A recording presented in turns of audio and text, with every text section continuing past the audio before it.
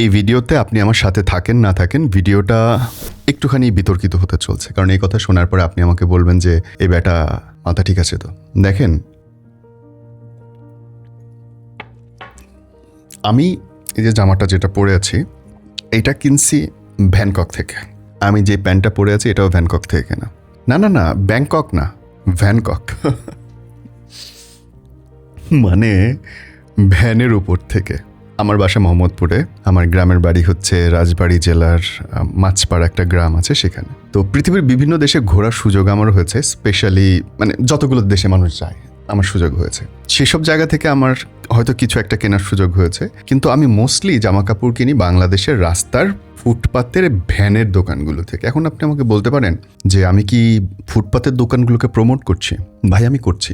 অনেকেই হয়তো রাস্তায় ফুটপাতের দোকানের বিরুদ্ধে, তবে আমি এটার পক্ষে। আমি সচেতনভাবে বলছি আমি এটার পক্ষে। আমি পৃথিবীতে যতগুলো দেশে গেছি আমি দেখেছি নিম্নবিত্তের মানুষ যাদের অনেক টাকা নিয়ে মার্কেটে দোকান করার সাধ্য নাই, তারা মার্কেটের সামনের রাস্তাগুলোতে বা যে জায়গাগুলোতে একটু বেশি ভিড়, ফুটপাতের কিছু অংশ সরকারি তরফ থেকে বরাদ্দ নেয় এবং সেটা তারা সেখানটা নিয়মিত বসেন, কিন্তু একটা নির্দিষ্ট সময়ে, উইচ ইজ ভেরি ইম্পর্ট্যান্ট। আমি স্পষ্ট বলতে পারি ব্যাংককে এটা শুরু হয় সন্ধ্যা 7টা থেকে রাত্রে 2টা বা 1:30 পর্যন্ত।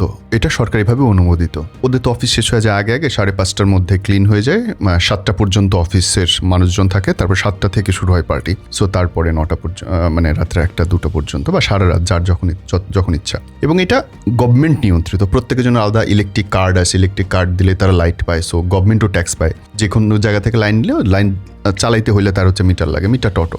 সেকেন্ড হচ্ছে যে ফুটপাতের অংশটুকু তারা বসছে, পেমেন্টগুলো অনেক কার্ডে হয় এবং ট্যুরিস্টদের জন্য টাকায় হয়, কিন্তু এটাও নিয়ন্ত্রিত।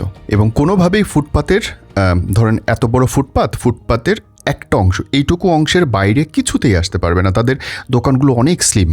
আমরা যেমন বাংলাদেশে ধরেন ভ্যান, একটা পুরা ভ্যান বসায় ফেলি, যার কারণে পুরো রাস্তাটা জুড়ে যায়। আপনি একবার চিন্তা করেন, এই জায়গাটা যদি অল্প হইতো, যেই ভ্যানের সাইজ তার 3 ভাগের 1 ভাগ হইতো এবং একটু উঁচু হইতো, তাহলে কিন্তু খাবারের দোকান থেকে সবকিছু বসানো যায় এবং সেটা উচিত। আমি বাংলাদেশের গত 3 বছরের প্রেক্ষাপট যদি বলি, দেখেন চাকরির বাজার হয় নাই, হাজার হাজার গার্মেন্টস বন্ধ হয়ে গেছে, প্রতিষ্ঠান বন্ধ হয়ে গেছে, সব বন্ধ হয়ে গেছে আমাদের এই 24 কেন্দ্রিক সমস্ত ঘটনার প্রেক্ষিতে। এটা বাস্তবতা। কাজের জায়গা সৃষ্টি হয় নাই, বরং বেকারত্ব বাড়ছে।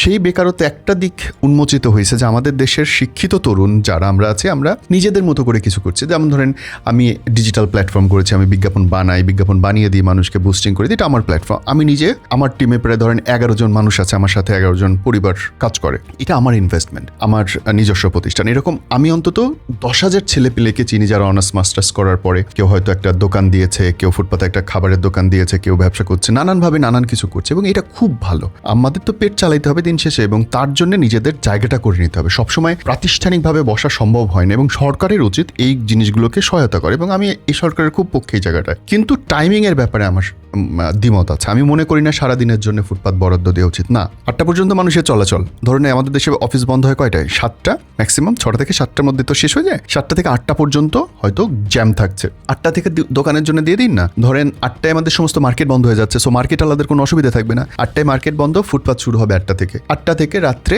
12টা পর্যন্ত, 4 ঘন্টা ইনাফ। 4 ঘন্টায় আমাদের দেশের মানুষ অসংখ্য বেচে বিক্রি করতে পারবে। তবে এর সঙ্গে আরও একটা জিনিসও যোগ করতে পারেন। আপনি দেখেন দেশের অর্থনীতি একদিনে ভালো হওয়া সম্ভব ভাই, একদিনে। শুধুমাত্র ফুটপাতে যাদেরকে আপনি কার্ড দিচ্ছেন বা বসাচ্ছেন তাদের সবাইকে পেমেন্ট নিতে হবে ডিজিটালি, এবং সেটা খুব সহজ। আপনারা জানেন মেশিন পাওয়া যায়, এটুকু সুইপ করলেই কার্ড হয়ে যায়। এবার এখন তো ফোনেও বিল দেওয়া যায়। সো প্রত্যেকের আলাদা আলাদা বিজনেস কার্ড থাকবে এবং সেটা দিয়ে তার পেমেন্ট হবে, ব্যাংকে চলে যাবে। সো টাকা ছিনতাই হওয়ার কোনো জায়গায় নেই, রাইট? যদি তাই হয় তাহলে আমাদের দেশের যেই লাখ লাখ ফুটপাতে ব্যবসা করতেছেন মানুষ, তারা কত বেশি উপকৃত হবে। এবং এই জন্য শুরুতে বলছিলাম আমি যে যদি দেশের উন্নয়ন করা যায়, এই ভিডিওতে আপনার সাথে আমার কনফ্লিক্ট হইতে পারে।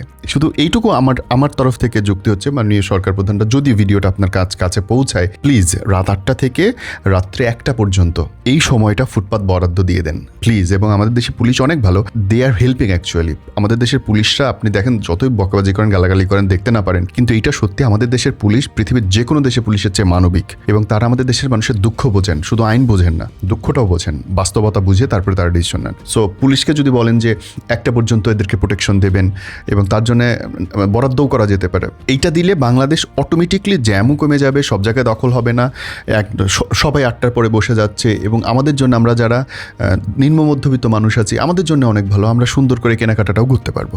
সো রিকোয়েস্ট করছি ভিডিওটা প্লিজ ছড়াবেন এবং যদি সাপোর্ট করেন, আমার যুক্তির সঙ্গে আপনি একমত হন, তাহলে শেয়ার দেন। আর যদি মনে করেন যে না আমি ঠিক বলছি না, তাহলে ভিডিও নিচে লেখেন যে ভাই তুমি এটা কি উল্টাপাল্টা বললা। বাট আমার মনে হয় আইন জরুরি, তবে তার চেয়েও জরুরি বাস্তবতা বোঝা।